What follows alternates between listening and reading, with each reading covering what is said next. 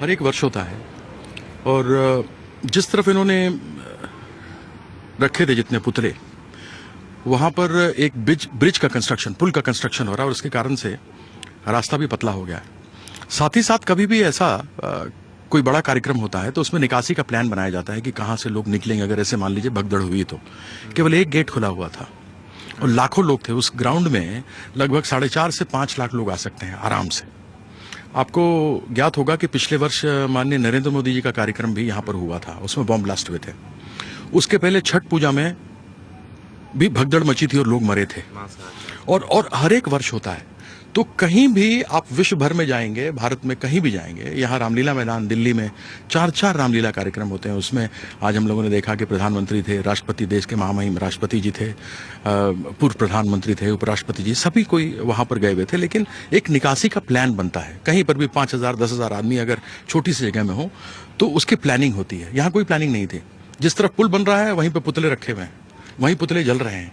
अगर कोई भगदड़ मचे तो केवल एक ही 6 फुट चौड़ा गेट खुला हुआ है, बाकी कोई गेट नहीं खुला हुआ है और लाखों लोग वहां पे अंदर हैं। तो यह साफ प्रशासन की लापरवाही है। प्रशासन को देखना चाहिए।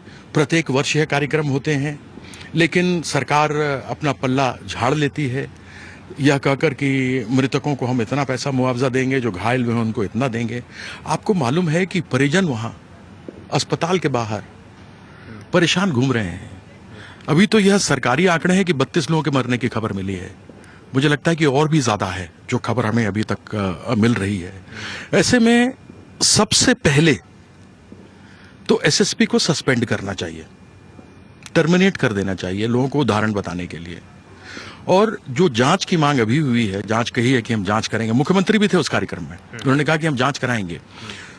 तो जांच तो 2013 के भी चल रही है, 3 लोगों की, जब नरेंद्र मोदी जी के उसमें बॉम्ब ब्लास्ट हुआ था, वो 4-5-6 लोग मरे थे, बहुत लोग घायल हुए थे।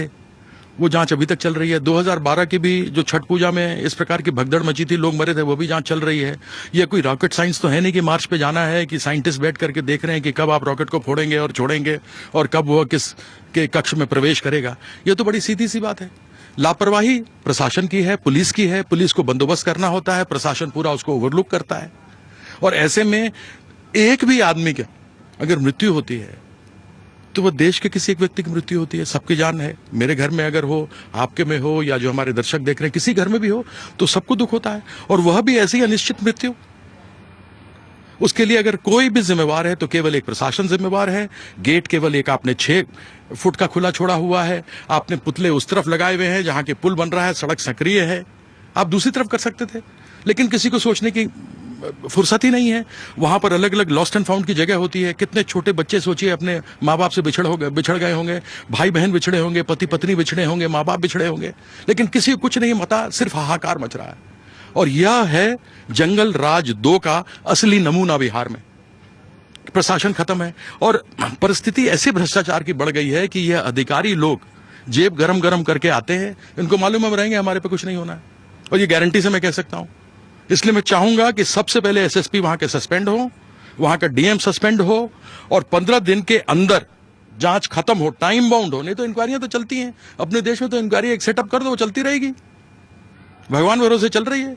और ये बिहार तो भगवान भरोसे भी नहीं रह गया अब।